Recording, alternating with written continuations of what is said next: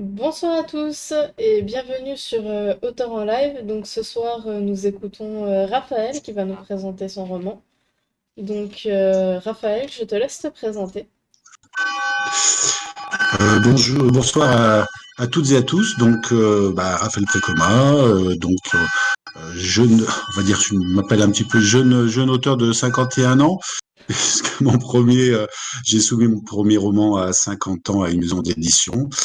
Et donc voilà, donc je suis d'origine iséroise, de la région donc Auvergne-Rhône-Alpes, dans laquelle j'ai passé toute mon enfance. J'ai fait une escapade un petit peu en Savoie, ce qui m'a permis un petit peu de développer ma passion pour la montagne.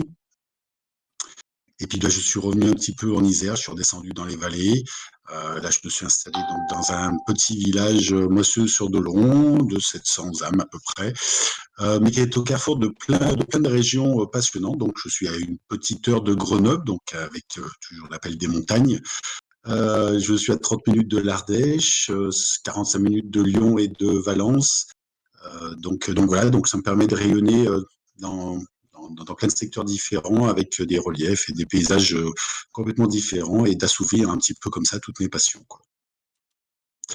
J'ai fait un cursus aussi en études d'hôtellerie, donc j'ai été cuisinier et après je me suis reconverti un petit peu suite à des problèmes de santé, donc j'ai postulé à la SNCF et j'ai commencé donc en tant que contrôleur pendant 6 années à peu près à bord des trains. Et puis après, j'ai suivi un cursus, une formation d'1 an pour passer, on va dire, en tête des trains. Donc, je suis devenu conducteur des trains.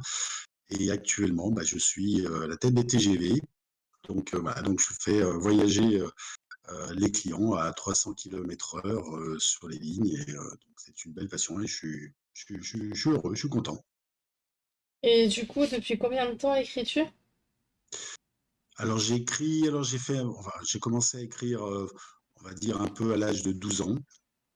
J'étais toujours un passionné de lecture. J'ai beaucoup lu avant, j'avais toujours des livres avec moi, j'adorais ça.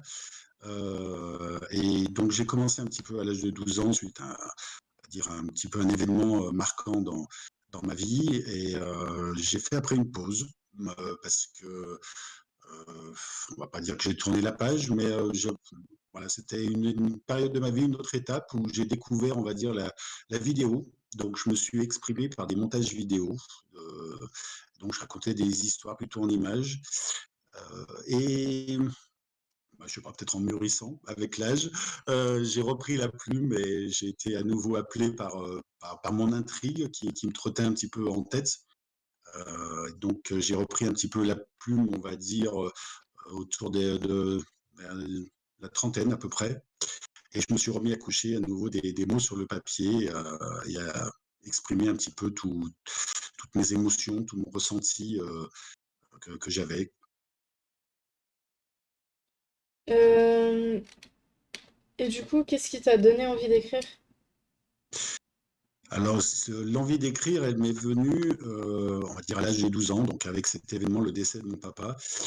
Euh, Ça a été un moment donc douloureux, bien entendu, mais qui m'a fait prendre conscience, euh, on va dire, de la souffrance qui existait autour de moi. Euh, et, et donc, j'avais besoin d'extérioriser un petit peu cette douleur que je ressentais, donc par ce qui m'était arrivé à moi personnellement, mais aussi la douleur des autres, parce que je me suis mis un petit peu à ressentir donc la douleur des autres, et c'était un peu comme un exutoire, c'était une soupape de sécurité. Il y a des moments où donc je saturais complètement, et donc j'avais besoin vraiment de coucher sur papier pour extérioriser tout ça.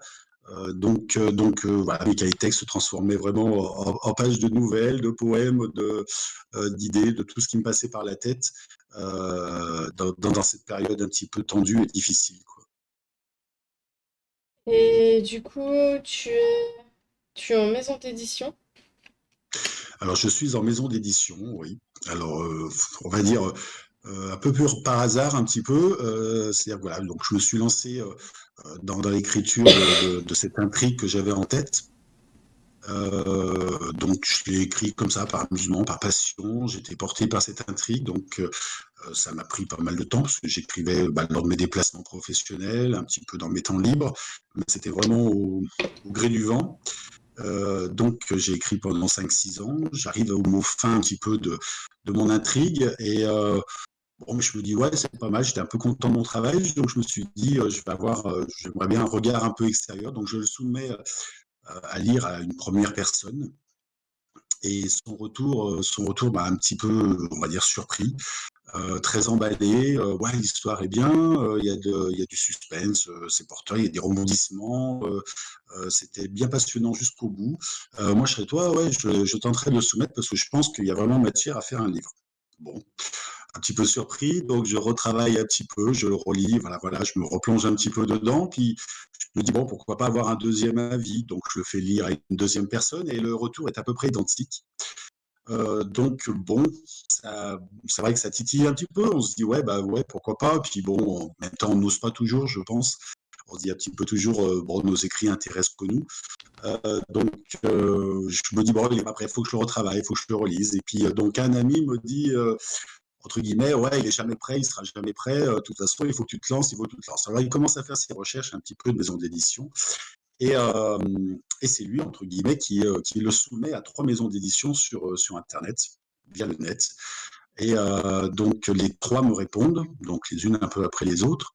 Et donc, Saint-Honoré est la première qui m'a répondu. Donc, je me suis dit, bon, bah, allez, primeur à la première. Donc voilà, ça a été un peu un choix comme ça, on va dire presque un peu à l'inconnu, parce que vraiment, je ne connaissais pas du tout ce milieu-là et je ne m'étais pas du tout renseigné avant, parce que enfin, pour moi, je n'y croyais pas, quoi. Et du coup, quel genre écris-tu le plus? Alors je suis plutôt justement, enfin on va dire dans les thrillers. Alors le premier, L'Absent, donc est un thriller un peu d'action. Beaucoup me disent d'ailleurs que ça ferait un très bon film d'action. Il y a des rebondissements, c'est vrai que c'est très vivant, ça bouge beaucoup. Mais j'explore plusieurs genres un petit peu. Je m'aventure un petit peu dans des zones un peu inconnues qui me chamboulent un petit peu plus. Un peu plus le deuxième que j'ai préparé est un peu plus dans l'émotion, on va dire. Après, j'en ai un troisième que je suis en cours d'écriture qui est à nouveau un petit peu plus un thriller un peu suspense, pareil, suspense, action, rebondissement. Et puis j'ai plein d'autres idées un petit peu en tête. Mon quatrième, mon projet est d'essayer après un mélange fiction-réalité. C'est-à-dire prendre une période d'un petit peu de la résistance qui était un peu dans mon secteur de l'Isère. Je suis pas très loin du Vercors, donc c'est vrai qu'il y a un haut lieu de la résistance. Donc j'aimerais mêler un peu fiction et réalité avec cette période sur la résistance. Bah, du coup, je vais t'inviter à nous présenter ton roman. Voici donc le roman L'Absent, donc qui est un gros roman. Donc c'est l'histoire d'un jeune architecte, Léo Scarlotti, qui a on va dire, qui est un peu visionnaire dans son domaine et ça va être compliqué un peu pour lui pour asseoir cette légitimité. Donc, ses études se passent un peu chaotiquement, donc il abandonne. Et heureusement, un architecte, on va dire, mondialement connu, américain, le contacte parce qu'il a eu vent de ses travaux d'études et pour lui, il est quelqu'un qui a vraiment une capacité et donc, il lui propose de venir apprendre le métier avec lui pour faire de cette vision futuriste un atout plutôt qu'un handicap. Et donc, il va travailler 7 ans à côté de ce Ted Doll, donc américain. Et au bout des 7 ans, il revient en France. Donc, il va installer son bureau d'études, Avant-Garde Vision, donc sur la région de Lyon. Et donc, il va œuvrer pour développer sa société, son bureau d'études, qu'il essaie de porter le plus haut possible. Donc, il arrive à répondre à un appel d'offres de la région lyonnaise pour transformer, on va dire, l'ancien marché-gare de la presqu'île de Lyon, donc le quartier de Perrache, pour faire naître donc tout un nouveau quartier de la Confluence. Donc, il répond à cet appel d'offres qui va lui permettre de rencontrer aussi Marie, sur laquelle il va tomber amoureuse et vivre une idylle. Et malheureusement, il gagne cet appel d'offres, je dirais malheureusement, parce qu'il va se rendre compte un peu que la notoriété qu'il espérait n'est pas toujours de bon augure. Et à partir du moment où il remporte cet appel d'offres, plus rien ne va se passer comme prévu. Et malheureusement, il va mener des combats sur pas mal de fronts.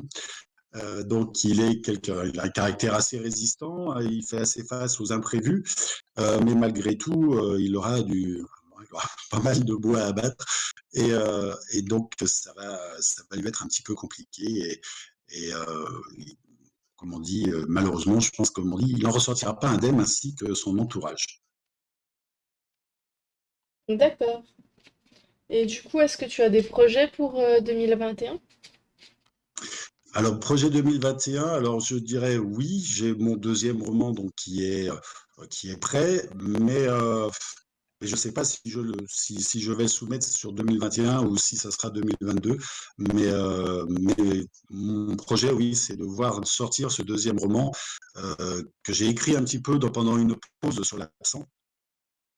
Parce que donc l'absent fait 600 et quelques pages, donc c'est vrai que j'ai fait une pause entre-temps et j'ai eu, un jour en écoutant une chanson de Calogero, j'ai eu on va dire une histoire qui m'est venue en tête et donc je me suis lancé dans cette histoire. Donc on va dire, elle est prête depuis quelque temps, donc elle a été déjà lue deux fois par mes deux premiers lecteurs et donc l'avis a été favorable après de leur part. Donc voilà, le projet c'est se soumettre cette nouvelle histoire alors, je pense que c'est pas ça qui me freine, mais c'est vrai que c'est une deuxième histoire qui est un peu, on va dire, une prise de risque parce que je sors de l'univers de l'absent, je sors complètement de cet univers, je pars sur autre chose qui va être tourné donc un peu plus sur l'émotionnel. Donc on verra si ça accroche pareil avec les lecteurs ou pas, que l'absent qui est donc plus un peu dans l'action. Donc voilà, mais mon projet c'est ce deuxième roman que je vais essayer de porter jusqu'au bout. Est-ce que tu as un conseil à donner aux personnes qui souhaitent se lancer? Alors, un conseil à donner, alors c'est toujours un peu difficile de donner des conseils entre guillemets aux autres. Premièrement, de ne pas hésiter, un peu sortir du carcan que je m'étais mis un petit peu, que mes histoires n'intéressent que moi.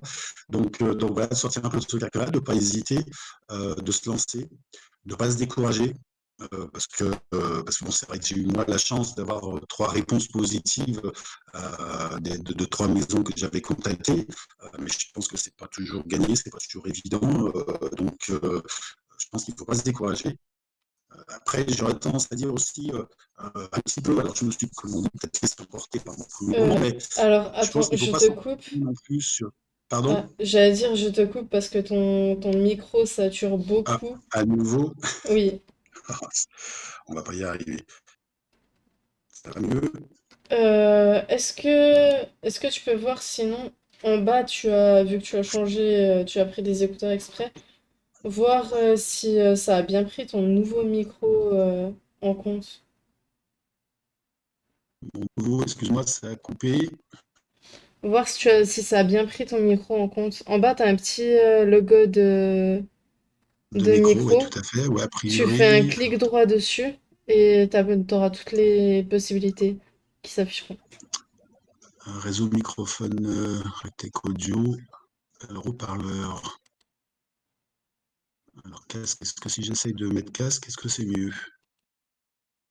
Bah, du coup, faut que tu parles. Est-ce que c'est mieux? Est-ce que tu m'entends mieux ou pas?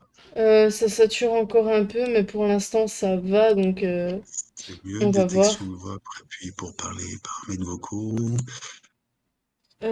Du coup, on va passer, euh, on va passer aux questions surprises. Oui. Donc, la première, quel conseil voudrais-tu donner à l'ado que tu étais? Euh, alors, de prendre confiance en lui et se lancer. De ne pas se mettre de barrière. D'accord. Et quel est ton film préféré? Alors, mon film préféré. Alors, on va dire c'est peut-être compliqué parce que j'en ai peut-être plusieurs, j'en aurais plusieurs qui me viennent en tête. Euh, on va dire Couleur pourpre. C'est celui-là qui m'a, je pense, le plus marqué, ouais. C'est un grand moment. Quelle est ta série préférée où tu ne raterais jamais un épisode? Alors, série préférée que je draterais au cas d'épisode. Alors, c'est pareil, on va dire, il y en a un petit peu, il y en a plus beaucoup. Alors, on va dire This Is Us actuellement, qui me touche pas mal. Un film que tout le monde adore, mais que toi tu détestes. Alors, un film que tout le monde adore et que moi je déteste. Alors, quel film que tout le monde adore et que moi je déteste? C'est peut-être un peu compliqué aussi. Euh, J'en ai pas. On va dire, allez, peut-être si, il y a 2001, l'Odyssée de l'espace. Ça a fait un gros. Enfin, je sais qu'à l'époque, quand il est sorti, alors c'est vrai que c'est quelque chose à l'époque, quand il est sorti, d'impressionnant de par la construction et de par la vision et tout ça, mais ça a été tout le monde en parlait vraiment comme quelque chose d'extraordinaire et je dirais que ça m'a pas emballé peut-être autant que j'entendais autour de moi. Ouais. Et du coup, quelle est la chose la plus folle que tu aies faite?